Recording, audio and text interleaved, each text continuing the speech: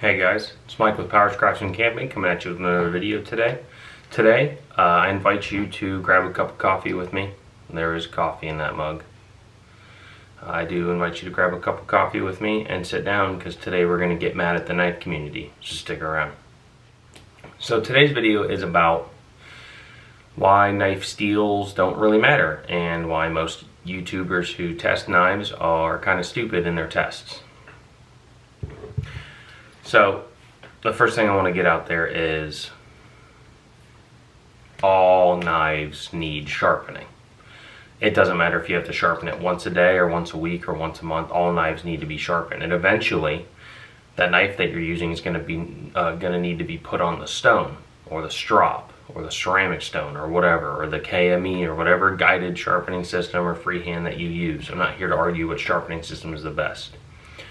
And obviously, if you have a lower alloy steel or a tool steel or a high carbon steel, you can basically use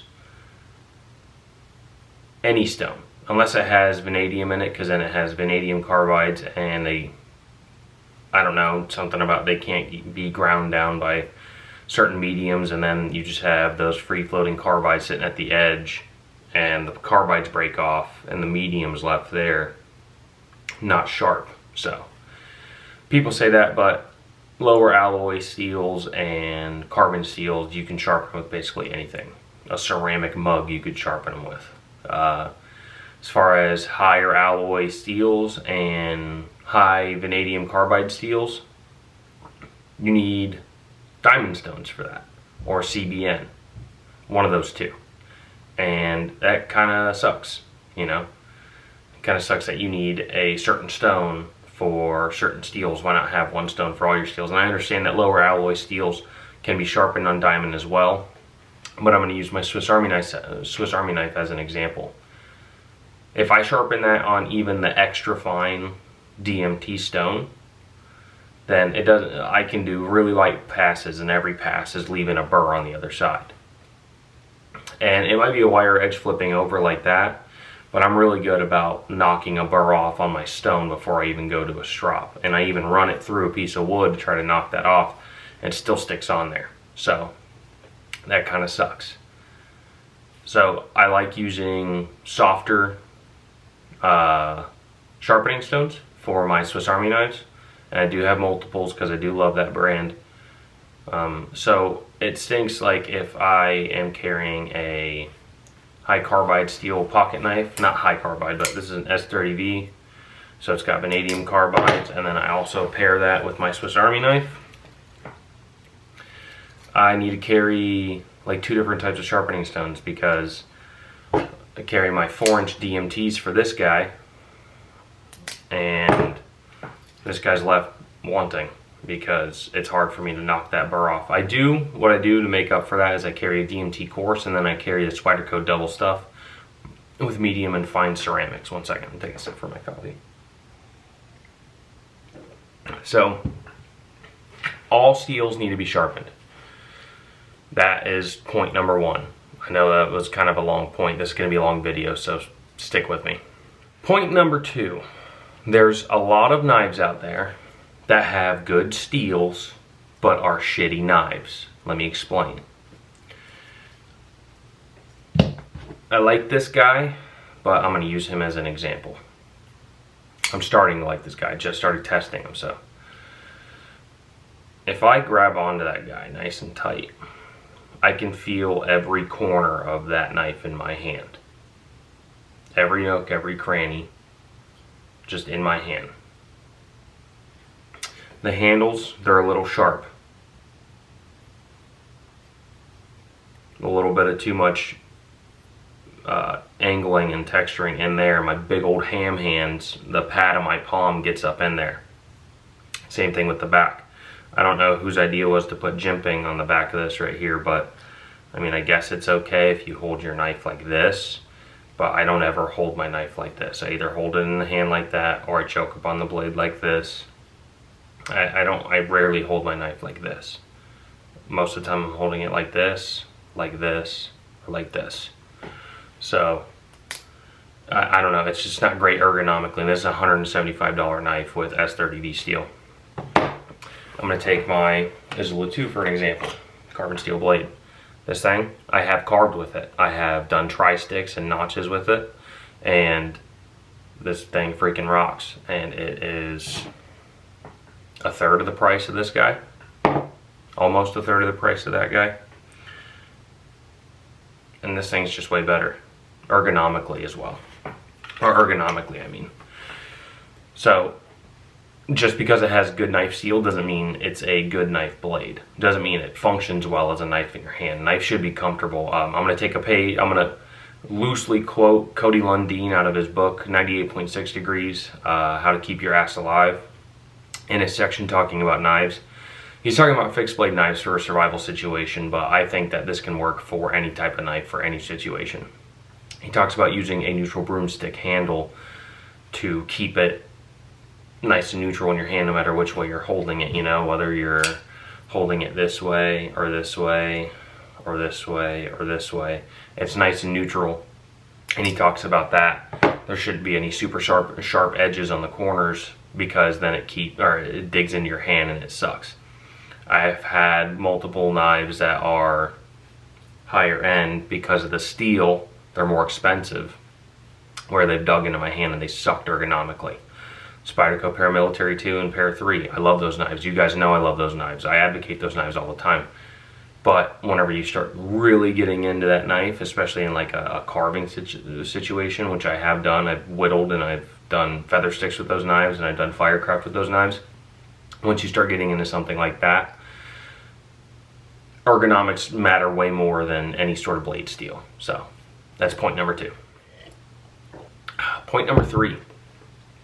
A good heat treat and a good tempering process on a lower alloy steel or a carbon steel will beat any high vanadium steel.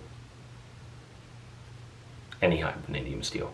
And here's my reasoning why. So higher vanadium steels, it doesn't matter really how high you harden it, you're hardening the steel matrix. If you have a lot of free floating vanadium carbides, those are really hard, extremely hard. And it doesn't matter how hard you get the steel matrix, they're still harder.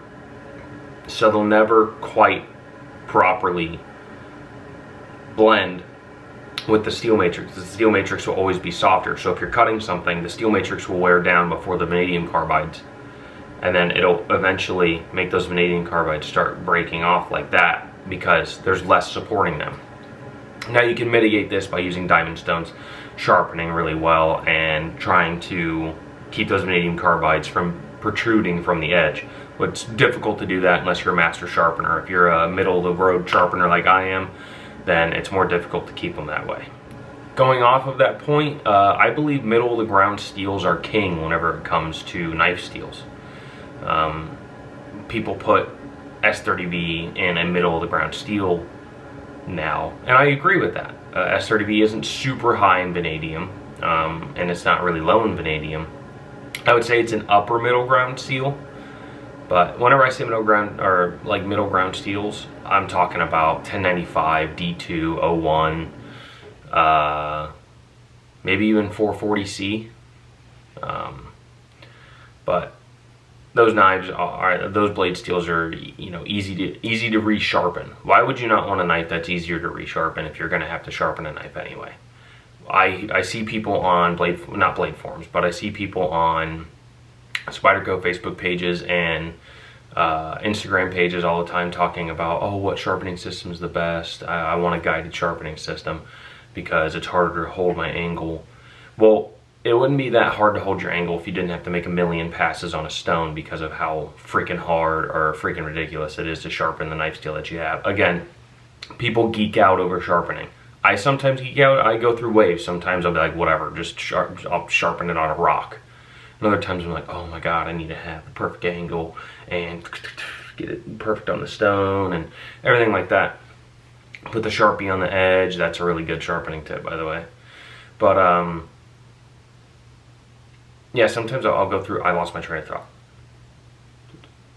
Alright, sometimes I'll go through waves of not caring how I sharpen and other things, but if you have a lower alloy or a lower alloy stainless steel knife or a carbon steel knife, it is much easier to sharpen freehand because you have to hold the angle for less of a time. Your muscles get fatigued less, and you can get a sharper edge that way. All right, so point number 4, I think. Sometimes knife steel does equal quality. So this is what we would hope to see in the knife world. That the more expensive, better quality the knife steel is, you know, the more research it goes into it, the more elements, the better the knife quality.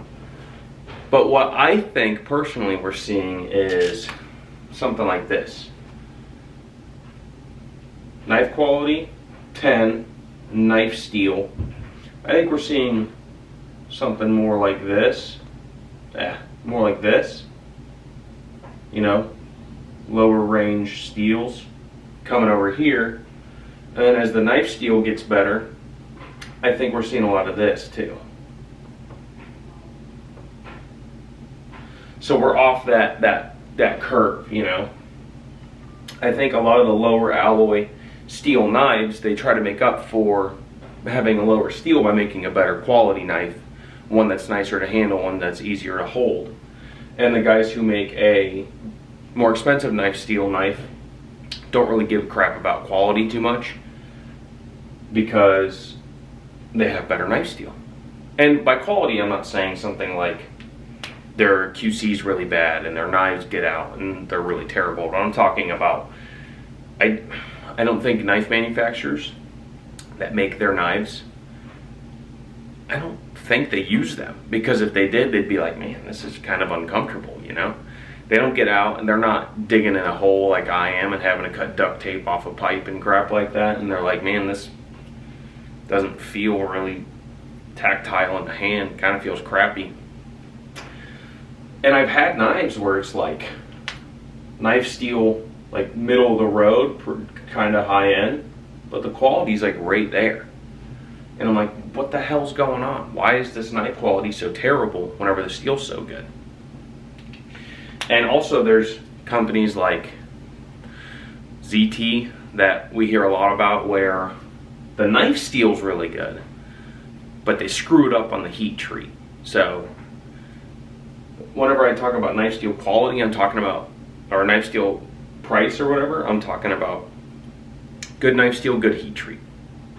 Because if it's a good knife steel and a crappy heat treat, then a crappy steel with a good heat treat is going to win, hands down. For an example, I'm going to take Paul Bose from Buck.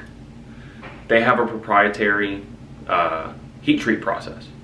And their 420HC has been known to outperform some manufacturers' higher end steels, like their S30s and S35BN steels.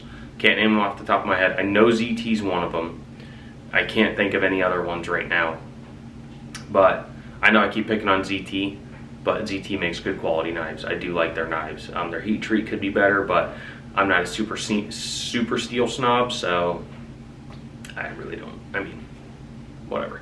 But anyway, their 420 high carbon stainless steel can beat out a lot of other companies' higher end steel just because it has a great heat treat. They've been known to have the best heat treat in the business. Same thing with their S30V. Their S30V is fantastic, but it's not spoken about a lot because it's not hip, it's not cool to have an S30V blade from Buck.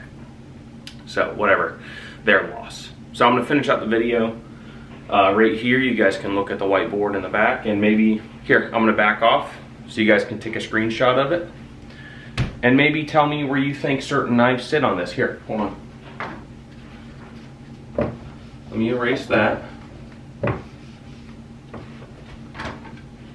You guys take a screenshot of that, and then Photoshop or whatever a dot on there, and tell me what knife it is, what steel it is, and where you think it sits on that range right there. Let's go ahead. The last couple things are about current YouTubers testing the edge longevity and edge retention of knives. Hold on one sec, I need to get some water. I'm out of coffee and my mouth is dry. And we're back.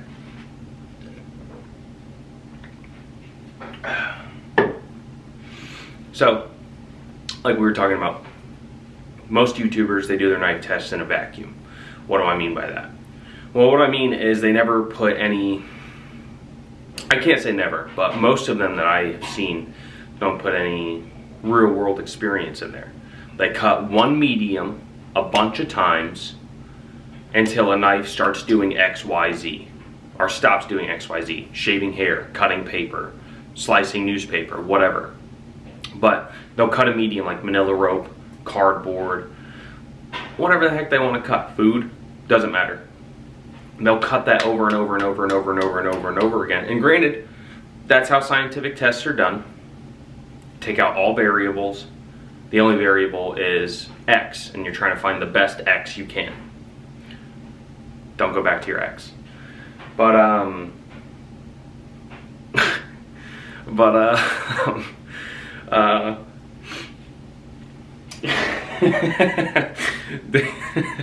okay. But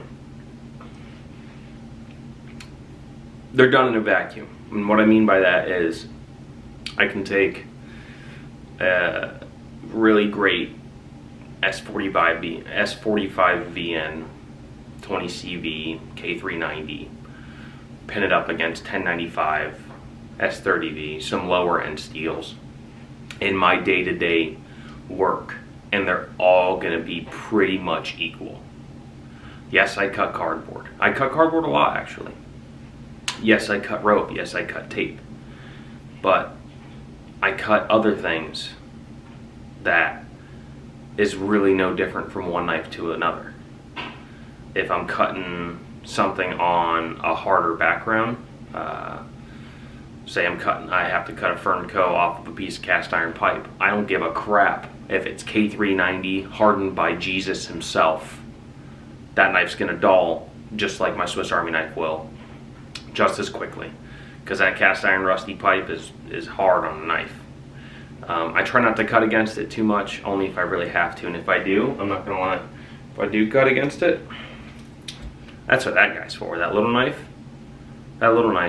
he's used for cutting Fernco's off cast iron pipe. He's used for cutting shims against ceramic tiles. Should I use the knife for that? I should probably use a utility knife for that, yeah. But I use this guy, whatever. Right, and like I was saying, so they never quite show you real world edge retention. They show you vacuum edge retention. How many more cuts on cardboard can you get from X steel to Y steel, you know? And if all you do is cut cardboard, or all you do is cut manila rope, and you don't do anything else with the knife, those tests are for you. 100% for you. Me, there's sometimes I have to sharpen a knife 2 times a day. And by sharpen, I don't mean like freaking raise a burr, knock the burr off. I mean like a couple swipes on each side on a like medium stone, a couple swipes on each side on a fine stone strop. Because there's things I do that a strop won't take out.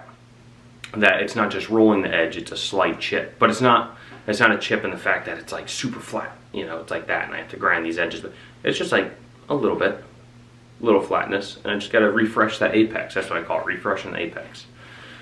So because I have to sharpen the steels, you know, sometimes multiple times in a day, I don't like steels that are way too hard to sharpen, because then instead of taking me 5 minutes to sharpen, it's taking me 15 minutes. As much as I do like sharpening, it's like zen to me. In a work day, if my knife's dull and I have to pull my stone out of my tool bag or out of my pocket and just touch it up a little bit, I don't want my boss sitting there waiting for me for 20 minutes to sharpen my knife. And all the guys at my work use utility knives, and I tell them I can touch up my knife as quickly as you can grab a new utility blade and switch it out in your knife. And I can. I can pull out my ceramic stone and my Swiss Army knife and literally lick it about 8 times per side and put the stone back, and it's sharp and ready to go, and sharper than their utility knives. I could strop it, I could refine the edge, but if I'm working, if I'm in the middle of working and I just need a quick touch up, boom, that's what I do. That's a little off topic, but not really, you know. Knife steels makes it easier, stuff like that. I'm not fully in frame, am I? It looks like I'm bald from here, but I'm not, I promise. I'll crouch down a little bit. But yeah, so that's why I think better knife steels are kind of bullcrap, and why I think that some YouTubers don't do knife steels justice. Because I'm gonna pick on Cedric and Ada for a little bit. I love his YouTube videos. I used to watch him a lot. I'm trying to crouch. I used to watch him a lot, and I still do. I like his videos. He puts out quality content, but he does like a middle rope cut test a lot. And with a Swiss Army knife, I think he got like 55 cuts before it wouldn't even slice through paper anymore. And with like certain other steels, he gets like 300 cuts before it doesn't slice through paper. That's all fine and dandy, but I'm not cutting manila rope. I'm cutting cardboard, I'm cutting duct tape, I'm scraping PVC. I'm cutting whatever I need to cut, and most of the time it damages the edge. The same, whether it's a Swiss Army knife or whether it's a Spyderco paramilitary 2. So I appreciate you guys sticking around though. Thank you so much for watching the video and tuning in. Please like, comment, subscribe, and share this video. If you like what you see, leave a comment. Hit that thumbs up button, and I'll see you on the next one. Thanks, guys.